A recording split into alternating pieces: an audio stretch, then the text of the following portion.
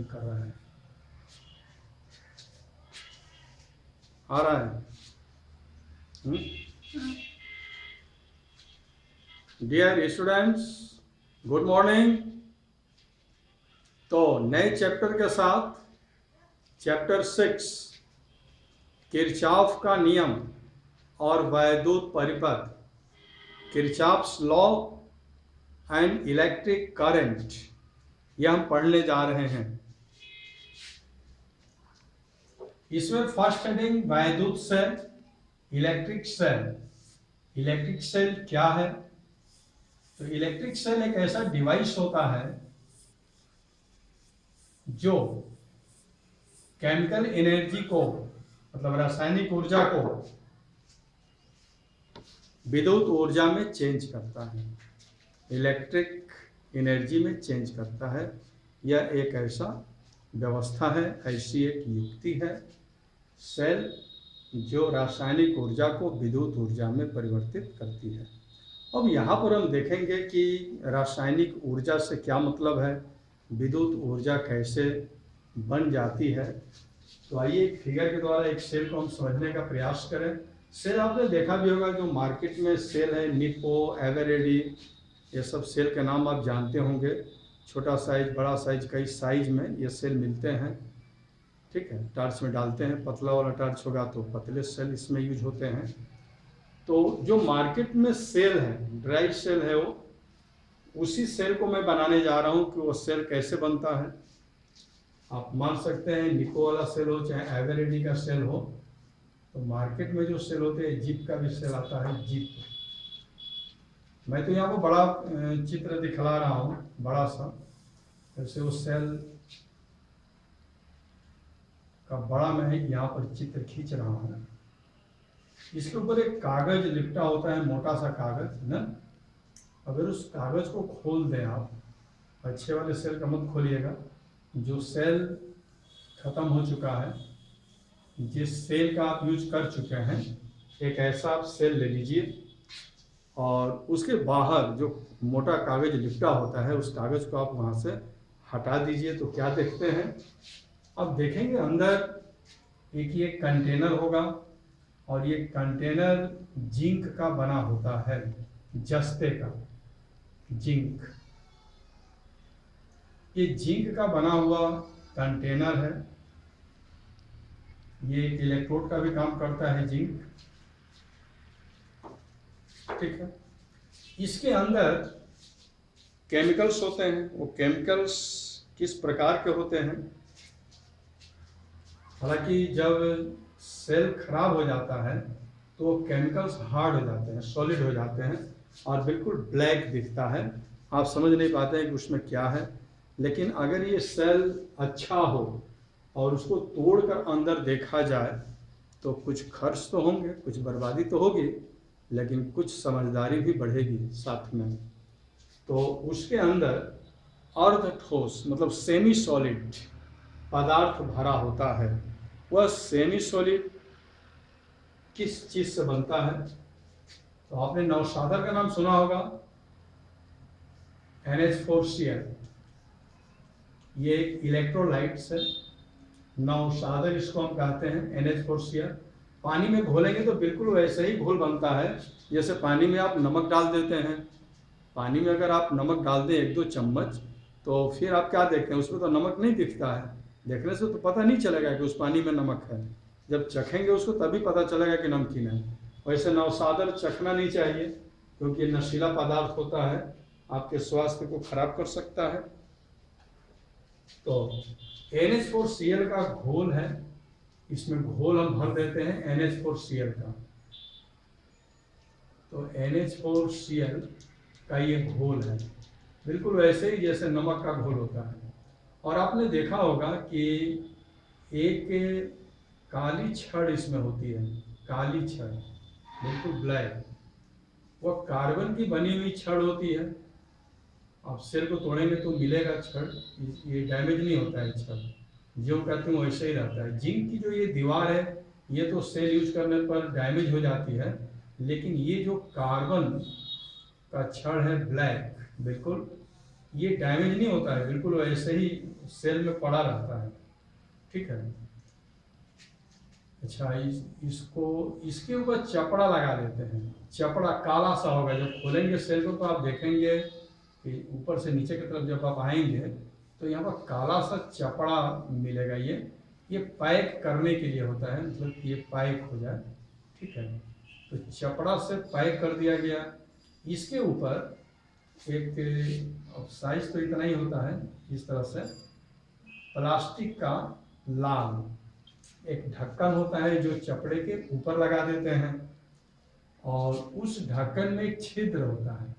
उस छिद्र से इस कार्बन की छड़ को बाहर निकाल दिया जाता है, और कार्बन का छड़ थोड़ा सा इसका अंश बाहर निकला हुआ है, ये डैमेज ना हो तो इसके ऊपर एक टोपी सदृश, मेटल का टोपी सदृश ऐसे पहना दिया जाता है ताकि ये सुरक्षित रहे, ठीक है। इस तरह से उभार जैसा यहाँ पर होता है, और इस पर मेटल की टोपी होती है गोल्डन कलर की, आपने देखा होगा। ओके, एक बात ध्यान दीजिए, ये इसमें टच नहीं करना चाहिए, ये थोड़ा ऊपर की तरफ लटका होना चाहिए। और ये घोल इतना पतला है कि अगर इसको डब्बे में डाल दिया जाए तो हो सकता है कहीं से लीकेज हो जाए और वो घोल बाहर निकल जाए। तो उसको थोड़ा गाढ़ा करने के लिए इसमें प्लास्टर ऑफ पेरिस थोड़ा मिला देते हैं, तो ये जो घोल है ये सेमी सॉलिड हो जाता है। अब कल्पना कीजिए कि आपके पास गिलास में पानी है, उसमें नमक है, तो बिल्कुल पानी का ही उसका सांद्रता रह जाता है, बिल्कुल लगता है पानी है, लेकिन वो पानी गिरे नहीं। उसके लिए हम एक उपाय करते हैं कि उसमें हमने कुछ ऐसा चीज़ डाल दिया कि वह हलवे जैसा हो गया, हलवा होता है ना, वैसा हो गया। जैसे सत्तू भी आप जब गूंथते हैं, सत्तू या आटा गूंथते हैं रोटी पकाने के लिए, तो वो कैसा होता है, सेमी सॉलिड होता है। तो हलवा एग्जाम्पल लीजिए, हलवा जैसे होता है ना, उस तरह से हो जाता है ये। तो इसमें प्लास्टर ऑफ पेरिस डाल देंगे तो प्लास्टर ऑफ पेरिस रासायनिक क्रिया को तो प्रभावित नहीं करता है, लेकिन ये जो पतला घोल है नौशादर का NH4Cl का, उस घोल को ये थोड़ा गाढ़ा बना देता है, हलवे जैसा बना देता है ये, ठीक है। च्यवनप्राश अगर आप खाए होंगे, बिल्कुल वैसे समझिए च्यवनप्राश जैसा ये बन जाता है। ओके, हलवा या च्यवनप्राश मान सकते हैं। अब इसको कैरी हम करेंगे डब्बे में, अगर इसको हम डाल दें तो अब ये गिरता नहीं है, मैंने लीकेज नहीं होगा इसमें से, ठीक। कुछ और भी चीज़ें इसमें हम डालते हैं, मैग्नीज डाइऑक्साइड MnO2 इसमें कुछ छोड़ दिया जाता है इसकी चालकता बढ़ाने के लिए, क्योंकि जब हम सेल यूज करते हैं तो यहाँ पर जो रॉड है कार्बन का, इसके अगल बगल में गैसें बन जाती हैं, गैस। और गैस आप जानते हैं कि कुचालक होती है, तो फिर जो करंट होगा वो बहुत अच्छा नहीं बन पाएगा करंट।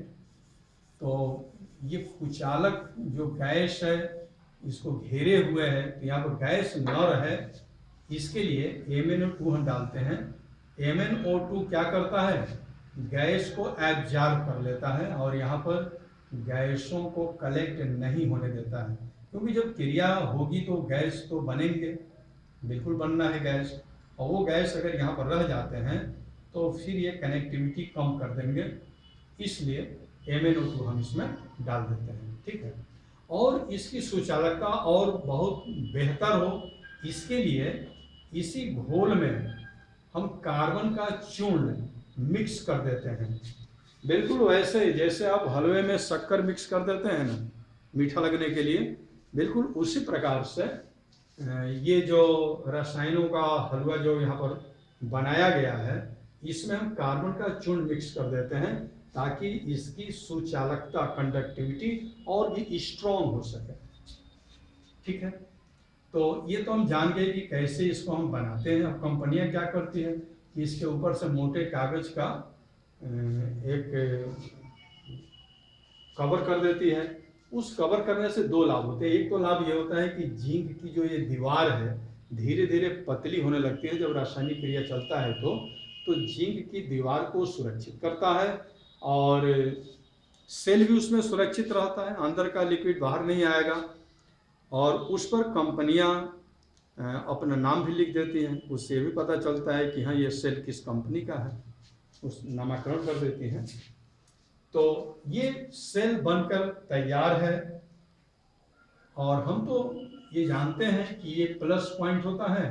हाँ, एक बात ध्यान दीजिए कि जो मोटा कागज लपेटा जाता है, इसके बाहरी जो कर्व्ड सरफेस है, वक्रीय हिस्सा, मतलब ये चारों तरफ से लपेटा जाता है इस तरह से, ठीक ना, मोटा कागज। लेकिन इस पर मोटा कागज नहीं लगाया जाता है। ये बिल्कुल यहाँ पर जो जिंक की दीवार है स्पष्ट दिखती है, उसको देखिए कि जिंक किस कलर का होता है, कैसा होता है, वो दिखेगा यहाँ पर, ठीक है।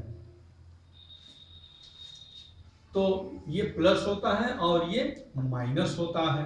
ओके, सेल एक ऐसा प्रबंधन है कि उसका एक सिरा धन होता है और दूसरा सिरा ऋण होता है। अगर ऐसा प्रबंधन मिलता है कहीं पर भी, तो फिर हम कहेंगे कि वो सेल है। अब इसको अगर हम तार से जोड़ देते हैं तो क्या होता है, अगर हम तार से कनेक्ट कर दें, जैसे तार से हमने कनेक्ट कर दिया और यहाँ पर एक टार्च वाला इसमें हमने बल्ब लगा दिया, तो जो ही इसको टच करेंगे ना, ये बल्ब जलने लगता है। क्यों जलता है, सवाल ये उठता है। तो आप जानते हैं कि ये तार है, ठीक है, तो इस तार में इलेक्ट्रॉन्स होंगे, फ्री इलेक्ट्रॉन्स। तो ये प्लस क्या करेगा, ये सॉरी माइनस, ये माइनस क्या करेगा, फ्री इलेक्ट्रॉन्स को प्रतिकर्षित करेगा, और ये प्लस क्या करेगा, फ्री इलेक्ट्रॉन को आकर्षित करेगा। तो ये फ्री इलेक्ट्रॉन जो इसके अंदर है, तार में जो इलेक्ट्रॉन है तार के अंदर, वो फ्री इलेक्ट्रॉन यहाँ से इस तरह से चलने लगते हैं, मतलब ऋण से धन की तरफ चलते हैं। और हम जानते हैं कि करंट इलेक्ट्रॉन के चलने की दिशा के विपरीत चलता है, तो करंट का डायरेक्शन होता है प्लस टू माइनस।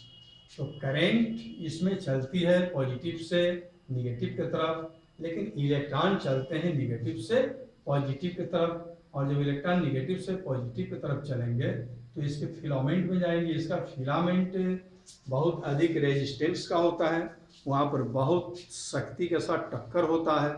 हमने आपको पढ़ाया अनुगमन वेग में, आपने देखा कि इलेक्ट्रॉन जब चलता है तो मार्ग में आए हुए धन आयनों से शक्ति के साथ टकराता है। तो चूंकि फिलामेंट के अंदर, जो बल्ब के अंदर फिलामेंट होता है टंगस्टन का, उसका प्रतिरोध बहुत हाई होता है, मेल्टिंग पॉइंट भी बहुत उसकी ऊंची होती है। तो वहाँ पर जो फाइटिंग होता है इलेक्ट्रॉन का, वो बहुत ज़बरदस्त फाइटिंग होता है। उस फाइटिंग के वजह से वहाँ पर हीट पैदा हो जाता है, और इतनी हीट अधिक हो जाती है कि वही हीट फिर लाइट में चेंज होकर बाहर निकलने लगती है। ये इसका फंक्शन है, बल्ब का इस तरह से काम होता है, ठीक। तो यहाँ तक की तो बात हम जानते हैं, देखते भी हैं हम। लेकिन आइए अब हम उस बात को जानने का कोशिश करें जिसके बारे में हमें जानकारी नहीं है। तो अंदर सेल में क्या हो रहा है जब आप टॉर्च जलाते हैं जब आप टॉर्च वाली रेडियो बजाते हैं, कोई साउंड स्पीकर वगैरह बजाते हैं, या छोटा पंखे वगैरह चलाते हैं, तो सेल के अंदर उस समय क्या होता है, किस तरह की रिएक्शंस होते हैं, इसको हम जाने। तो जिस समय हम सेल से धारा लेते हैं उस समय क्या होता है, देखिए, जैसे ये जिंक है, तो जिंक के बाहरी कक्षा में दो इलेक्ट्रॉन्स होते हैं, ये दोनों इलेक्ट्रॉन बाहरी कक्षा को छोड़ देते हैं, तो जिंक पर दो पॉजिटिव हो जाता है, Zn पर दो पॉजिटिव हो जाएगा, तो Zn है, और इस पर दो पॉजिटिव हो जाएगा। ये जिंक करता क्या है, ये जिंक अपने इलेक्ट्रॉन को इसी दीवार पर छोड़कर और अंदर सेल के अंदर कूद जाता है, जंप करता है। तो ये पॉजिटिव क्या किया, इसमें जंप कर गया और अपने यहाँ पर इलेक्ट्रॉन को छोड़कर जंप किया, तो जो दीवार है क्या हो जाएगी, इलेक्ट्रॉन घनी हो जाएगी, क्योंकि जो जिंक के एटम्स हैं वे अपने इलेक्ट्रॉन का यहीं पर त्याग कर देते हैं और त्याग करके अंदर जो सॉल्यूशन है उसमें ये जंप लगाते हैं। तो यहाँ पर क्या हो जाएगा भाई, यहाँ तो इलेक्ट्रॉन हो जाएगा ना। कल्पना कीजिए कि आप किसी तालाब के किनारे हैं और तालाब में आप स्नान करना चाहते हैं, तो तालाब में जब जंप आप लगाएंगे तो पूरा कपड़े पहनकर तो लगाएंगे नहीं भाई, शर्ट वगैरह जो है इसको तो उतारेंगे और उतार कर उस पौंड में आप जंप लगाते हैं तो बाहर किनारे पर क्या रह जाएगा, आपके कपड़े दिखेंगे। जैसे मान लीजिए 8-10 लोग हैं और सभी लोग गए हैं तालाब के किनारे स्नान करने के लिए और सभी लोग एक साथ स्नान करना चाहते हैं, तो वे लोग क्या करेंगे, अपने जो कपड़े हैं वो उतार कर किनारे पर रख देंगे और उसके बाद वो तालाब में जंप लगाएंगे स्नान करने के लिए। तो किनारे पर कपड़े ही दिखेंगे। मनुष्य तो तालाब के अंदर गया अपने कपड़े निकाल कर, तो किनारे पर क्या दिखेगा, कपड़ा दिखेगा और मनुष्य चला गया तालाब में। बिल्कुल उसी प्रकार से ये जो जिंक है अपने इलेक्ट्रॉन्स को यहीं पर रख करके, दीवार पर ही रख करके और वो जंप कर गया अंदर। ऐसा कभी नहीं हो सकता कि जिंक अपने बाहरी कक्षा के दोनों इलेक्ट्रॉनों को लेकर जंप करे, ऐसा नहीं हो सकता। इलेक्ट्रॉन जब भी जंप करेगा अपने जिंक जब भी जंप करेगा अपने 2 इलेक्ट्रॉन यहाँ छोड़कर ही जंप करेगा। ये इसकी व्यवस्था है, इसकी अनिवार्यता है, ठीक है। तो बाहर इलेक्ट्रॉन ही इलेक्ट्रॉन हो जाएंगे और इलेक्ट्रॉन ऋण आवेशित होते हैं, इसलिए सेल का जो पीछे वाला जो हिस्सा होता है ये क्या होता है, निगेटिव होता है, क्योंकि यहाँ तो इलेक्ट्रॉन है बहुत ज्यादा। ओके, अब आइए अंदर की बात करते हैं कि जिंक जब अंदर आ गया तो यहाँ पर कौन सा खेल खेल रहा है। तो यहाँ तो पहले से मौजूद होगा NH4Cl। NH4Cl तो पहले से मौजूद है और NH4Cl क्या है, अमोनियम क्लोराइड। ये क्या है, ये तो इलेक्ट्रोलाइट्स है। इलेक्ट्रोलाइट्स है तो ये अमोनियम में सिंगल पॉजिटिव होगा यहाँ पर, और क्लोराइड आयन में टूटा होता है ऑलरेडी पहले से, क्योंकि तो इलेक्ट्रोलाइट है तो टूटा ही रहेगा। तो यहाँ पर NH4 पॉजिटिव और क्लोराइड निगेटिव इसमें घूमते रहते हैं। अब इसमें जिंक भी आ गया जो पॉजिटिव है, तो जिंक अमोनियम के पास तो जाएगा नहीं, क्योंकि अमोनियम तो खुद ही पॉजिटिव है, तो पॉजिटिव के पास तो जाएगा नहीं, तो ये चॉइस करेगा क्लोराइड को, क्योंकि क्लोराइड निगेटिव है। तो ये जिंक क्लोराइड के पास जाता है और इसको 2 क्लोराइड की आवश्यकता होती है, क्योंकि इस पर 2 पॉजिटिव है।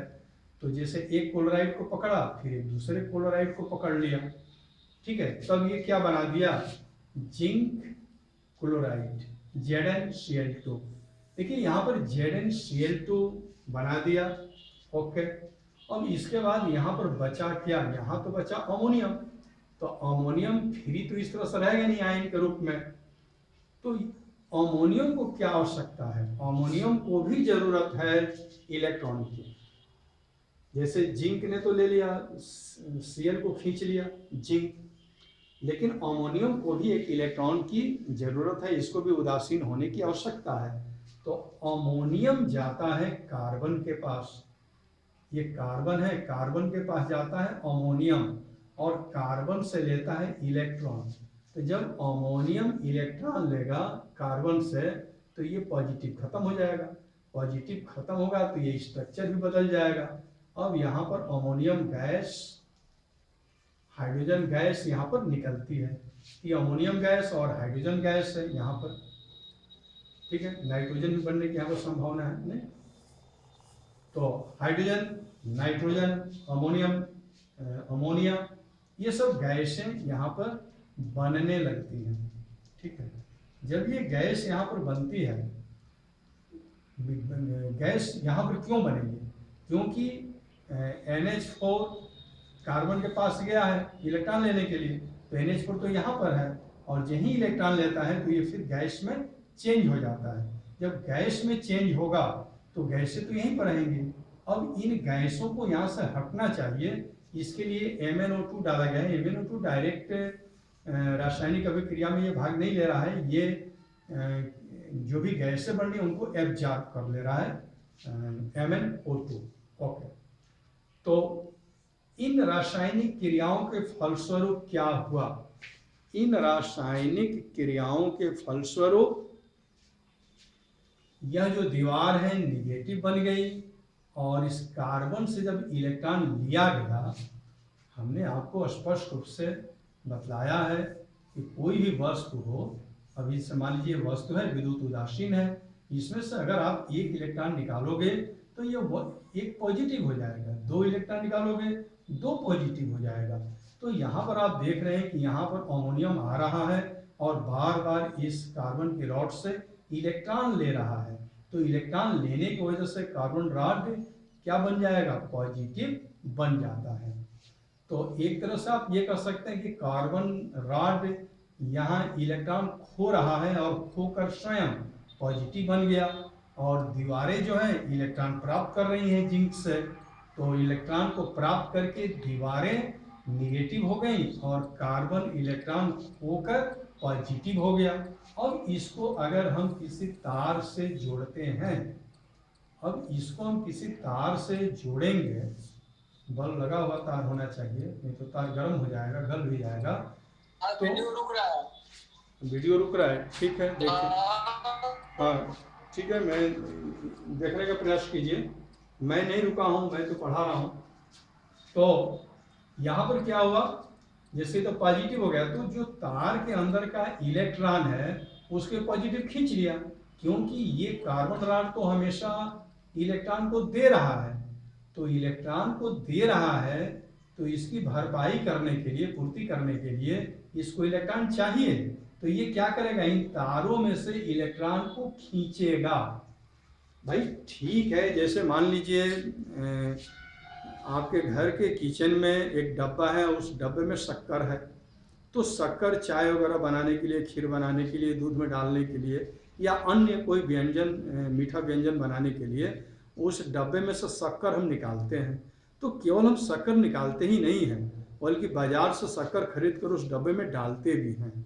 तो बाजार से खरीद कर लाते हैं शक्कर, डब्बे में डालते हैं, और जब शक्कर की आवश्यकता होती है कोई मीठा व्यंजन बनाने के लिए, तो फिर उस डब्बे में से शक्कर को निकालते हैं चाय वगैरह बनाने के लिए।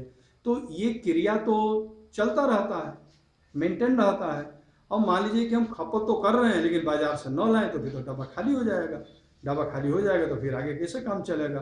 तो दोनों ओर का मेंटेनेंस हम बनाए रखते हैं। तो वही चीज़ है यहाँ पर, जैसे यहाँ से इलेक्ट्रॉन लिया जा रहा है, यहाँ से जब बार बार इलेक्ट्रॉन लिया जाएगा तो फिर तो इसको इलेक्ट्रॉन चाहिए, तो इलेक्ट्रॉन कहीं खोजेगा, खोजेगा तो इन तारों में मिलेगा इलेक्ट्रॉन ना, इस तार में इलेक्ट्रॉन मिलेगा, इस तार के इलेक्ट्रॉन को ये खींच लेगा। क्लियर? अब तार के इलेक्ट्रॉन को जब खींचेगा तो फिर तार भी तो इलेक्ट्रॉन कहीं से लेंगे, तो तार तो यहाँ से जुड़ा हुआ है, देखिए एक यहाँ जुड़ा है, एक यहाँ जुड़ा हुआ है। जैसे होता है ना, यहाँ पर मैं फिगर बना रहा हूँ, जैसे पानी भरा हुआ है यहाँ पर, ठीक है, पानी भरा हुआ है, ओके, यहाँ पर पानी भरा हुआ है। चलिए अब यहाँ एक हम पाइप लगा दिए, ठीक है, पाइप लगा दिए इस तरह से, और इसमें हमने इसमें टुल्लू भी हमने यूज कर दिया, टुल्लू मोटर, एक छोटा सा मोटर। ये मोटर करेगा क्या? पानी को इस तरह से खींचेगा और फिर पानी यहाँ पर आ जाएगी। तो जितनी पानी इसके द्वारा, इस सिरे के द्वारा खींच लिया जाएगा, वही पानी फिर इसमें आ जाएगी। तो अगर ये कहा जाए कि जो हम इसमें पाइप लगाए हैं, क्या ये पाइप पानी दे रहा है? तो आंसर होगा कि पाइप पानी नहीं दे रहा है, पानी तो इसी बर्तन में से निकल रहा है और इसी बर्तन में जा रहा है। इस सर्कुलेशन का काम ये पंप कर रहा है, ठीक ना, ये इस पंप के द्वारा ये काम कराया जा रहा है, ये पंप है। तो ये क्या करता है? इसी बर्तन के पानी को खींच रहा है और फिर इसी को दे रहा है, एक तरह से देखा जाए तो पाइप ने पानी यहाँ पैदा नहीं किया। बिल्कुल वही चीज यहाँ पर है कि जैसे ये जो तार है, ठीक ना, तो इस तार, ये पॉजिटिव के द्वारा तार के इलेक्ट्रॉन को खींच लिया गया, ठीक, यहाँ गया इलेक्ट्रॉन, तो ये तार भी क्या करेगा, इस दीवार से एक इलेक्ट्रॉन को खींच लेगा। इस दीवार से इलेक्ट्रॉन को ये तार क्या करेगा, खींचेगा, खींच लिया इस तरह से, और ऐसे आया और उसी इलेक्ट्रॉन को इसको दे दिया। तो एक तरह से कहा जाए कि तार कौन सा काम कर रहा है, तो यहाँ जो इलेक्ट्रॉन है दीवार पर, इस इलेक्ट्रॉन को खींच रहा है और खींच कर पॉजिटिव को दे रहा है, और फिर पॉजिटिव से इलेक्ट्रॉन को कौन ले रहा है, अमोनियम, अमोनियम ले लिया। जितना इलेक्ट्रॉन अमोनियम के द्वारा यहाँ पर लिया जाता है, उसी रफ्तार से जिंक क्या करता है, यहाँ पे इलेक्ट्रॉन छोड़ता रहता है, तो जिंक इलेक्ट्रॉन छोड़ता रहेगा, अमोनियम यहाँ से इलेक्ट्रॉन लेता रहेगा। अब स्थिति यहाँ पर है कि क्रिया कब तक चलेगी, ऐसा तो नहीं है कि इसी तरह से अनवरत अनंत काल तक ये क्रिया चलती रहे, क्योंकि यहाँ तो आप देख रहे हैं कि जिंक है, जिंक यहाँ से कूदा तो जिंक तो कुछ सीमित संख्या में होगा, यहाँ पर सीमित नंबर में होगा जिंक, कितना कूदेगा यहाँ पर, धीरे धीरे दीवार क्या होगी, कमजोर होने लगेगी, बिल्कुल वो जालीदार हो जाती है दीवार, और अंत में बिल्कुल ये मटेरियल भी खत्म हो जाते हैं, जिससे NH4Cl है ये भी खत्म हो जाता है, जितने NH4Cl इसमें है, जितने क्लोराइड आयंस हैं, सभी यूज्ड हो जाते हैं यहाँ पर, और यूज्ड होते होते ये जो दीवार है बिल्कुल, ये दीवार बिल्कुल थिन हो जाती है, जालीदार हो जाती है दीवार। मतलब इसका एक टाइम है कि हाँ इतने दिनों के बाद, इतना यूज करने के बाद ये सेल खत्म हो जाएगा। तो एक वो समय आता है जब दीवारें कमजोर पड़ जाती हैं और अंदर का जो रसायन है वो भी खत्म हो जाता है, अपना रूप बदल देता है, रसायन अपना रूप बदल दिया, ठीक है। अब उसके बाद पूरा यूज्ड हो जाने के बाद ये सेल खत्म हो जाता है। अब इसको आप जोड़ेंगे तो इसमें कोई करंट नहीं होगा, क्योंकि यहाँ कोई रासायनिक क्रिया नहीं हो रही है। तो आज का क्लास मैं यहीं पर रुकता हूँ, टाइम आउट का सिग्नल हो गया, और आज हमने सिर्फ आपको सेल क्या होता है इसी को समझाने का हमने प्रयास किया है, और अगर आप बात समझ गए होंगे तो बहुत अच्छी बात है। तो क्लास में रुक रहा हूँ, thank you very much. S N Singh live class में कर चुके हैं। यदि आप भी लाइव क्लास ज्वाइन करना चाहते हैं तो मेरे व्हाट्सएप नंबर 96 16 72 78 46 पर अपना नाम व क्लास सेंड करें। S N Singh live class Zoom app पर चल रहा है। मेरा आईडी 5563633017 तथा पासवर्ड QWERTY @123 है।